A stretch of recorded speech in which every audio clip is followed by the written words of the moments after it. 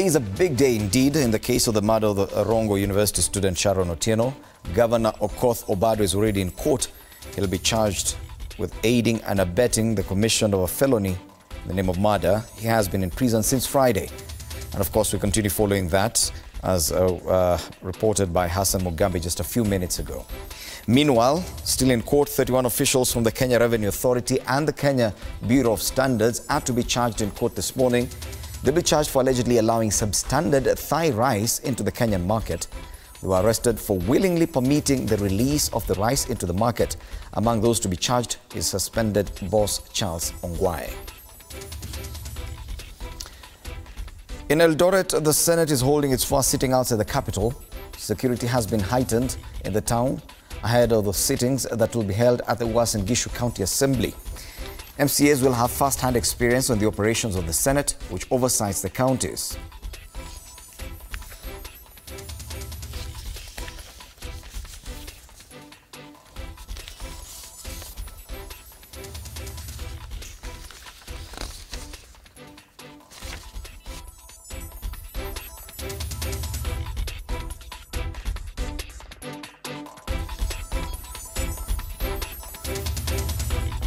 Okay, let's go straight to the courts where 31 officials from the Kenya Revenue Authority and the Kenya Bureau of Standards are expected in court this morning. They will be charged for allegedly allowing substandard rice into the Kenyan market. They were arrested for willingly permitting the release of the rice into the market. Among those to be charged is suspended boss Charles Ongwae. Let's get the details from Enoch Sikolia, our report on this. Enoch, a very good morning. Have these 31 officials been arraigned yet? And if not, what time do we expect them in court? Well, good morning, Fred.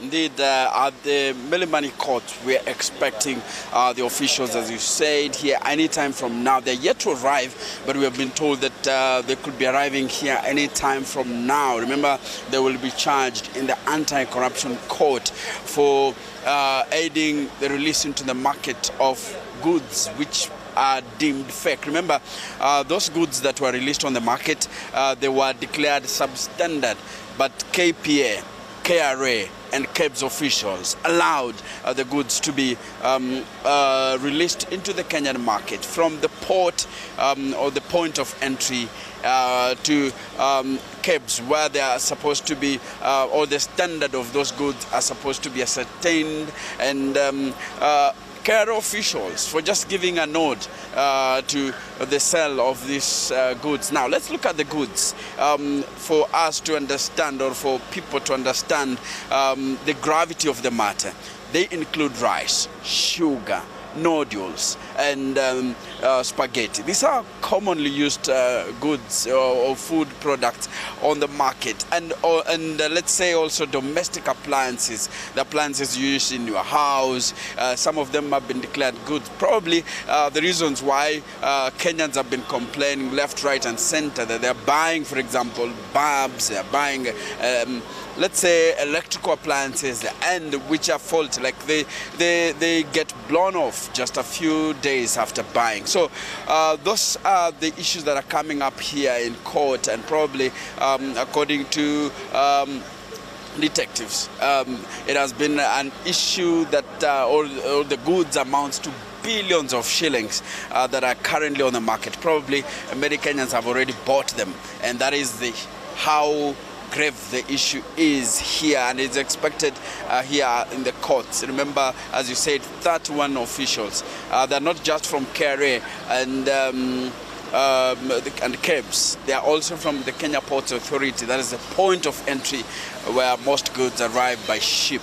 And that is where the problem is. Now, remember, the government has enhanced the fight against corruption, and the Director of Public Prosecutions, the Director of Criminal Investigations, they have maintained that they will not relent in this. And that is why the spotlight has been on the three institutions, and especially after contraband sugar was, like for example, was found on Kenyan markets some time back, and several Kenyan officials, several KEBS officials were arrested in connection with that. Several factories that imported that sugar were also brought before the court of law. Now, this happened just between December 2017 and last month. So quite a number of goods between 2017 December and now being on the Kenyan market, and this being let's say consumables. It's an issue that has raised health concerns, with experts saying that if food, let's say food substances were declared substandard and then released on the market, that is jeopardizing the health of millions of Kenyans who consume these foods on a daily basis. So we are expected here to hear the charges now that will be leveled against these officials, and what evidence does the investigators have against these officials. So we are expecting any time that these officials will be arraigned in court. Fred. Thank you, Enoch. Enoch Sikolia there live from the Milimani Law Courts, where it will be definitely a busy day in as far as the issues being handled there. 31 officials from the Kenya Revenue Authority, the Kenya Bureau of Standards and the Kenya Ports Authority expected to be arraigned this morning, charged for allegedly allowing substandard rice into the Kenyan market.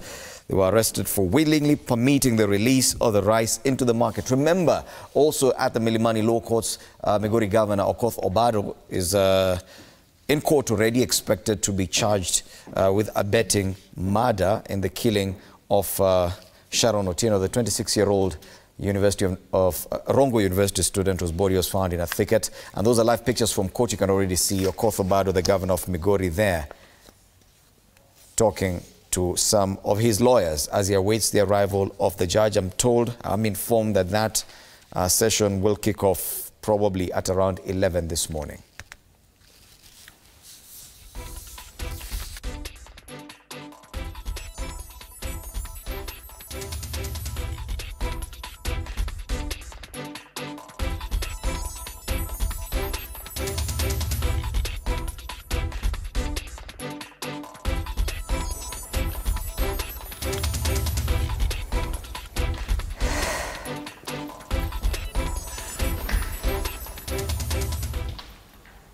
All right, time for us to take a quick look at some of the news-making headlines across the counties. Now, President Uhuru Kenyatta began his busy schedule in New York by meeting influential business and corporate leaders during a dinner hosted by the Kenya Airways ahead of its inaugural direct flights between Nairobi and New York next month.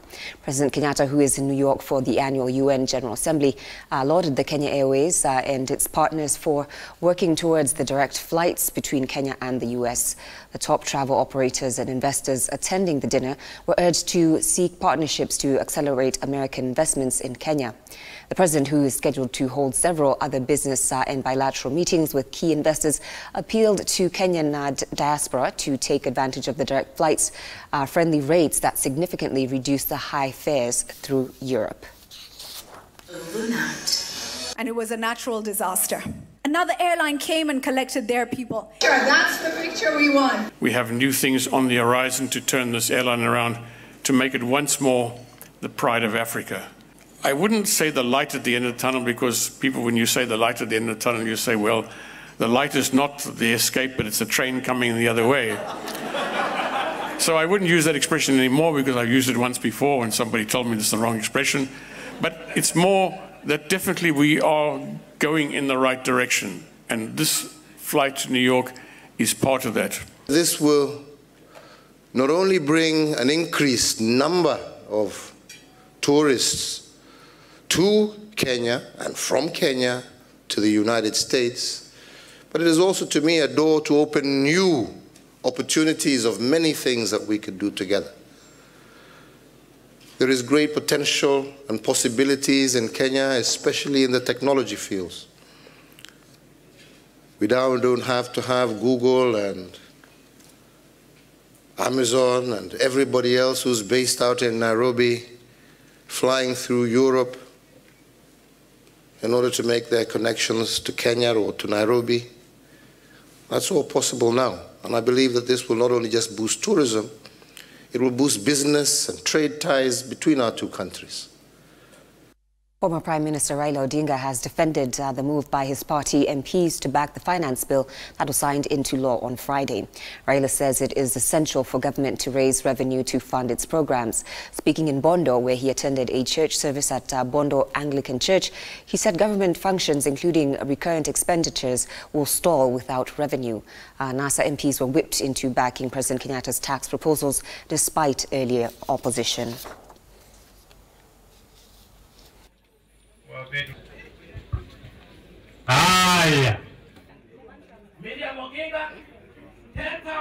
Tungetaka makanisa yawe huru, yajitegemee. Ndiyo tusiwe tukiona ndani ya kanisa hasa watu ambao wako na siasa tofauti, pesa ambazo hatujui zimetoka wapi, zinakuja kuletwa ndani ya kanisa ili kuzima macho ya watu wa kanisa. Our journey to Canaan is still on course, Bishop. Our journey to Canaan is on course. But when we reached River Jordan, we found crocodiles. So we decided to build bridges to cross the river to enter Canaan. Over 150 fishermen staged a demonstration on the shores of the Indian Ocean in Mombasa County to protest dangers allegedly caused by sea pollution at Kibarani area. The fishermen, who were accompanied by local fish vendors from 6 sub-counties, converged at Shimanzi area and threatened to move to court and sue the county government if it continues dumping waste into the Indian Ocean. According to Coast Kenya Fishermen Association Chairman Hamid Mohammed, the dumping of waste materials in the Indian Ocean has affected marine species and production of fish. He says that it's shocking to discover freshwater fish such as tilapia in the Indian Ocean and invited marine experts to investigate the matter. Kwa ufupi, wavuvi hapa walikuwa wakenda baharini wakitoka na prawns kuanzia kilo 100, 150 kwa kila siku. Leo wakenda baharini hawapati hata kilo 10 ya prawns. Leo hii kwa sababu ya pollution inayofanyika hapa nyuma, tilapia anapatikana Indian Ocean. Hili ni jambo ambalo limetutia wasiwasi mkubwa kwa sababu inamaanisha the water hapa imekuwa contaminated. That is why you are getting tilapia from the Indian Ocean. And we are very concerned because it means that the people and the residents of Mombasa have been eating tilapia from the ocean, and we don't know if this tilapia is fit for human consumption. Na hii shida yote inaletwa kwa sababu haya maji yamekuwa contaminated na ile dumping inayofanyika hapa. Over 100 casual workers working for a Chinese company downed their tools protesting what they termed as exploitation by their employer. The employees of Sino Hydro Company tarmacking Suguta Marlal Road held demonstrations outside the contractor's office near Samburu Teachers Training College in Marlal. They say that they have endured poor working conditions, being overworked and being underpaid for a long time. They have vowed not to return to work if their grievances are not addressed. The company, however, has denied the allegations by the striking workers.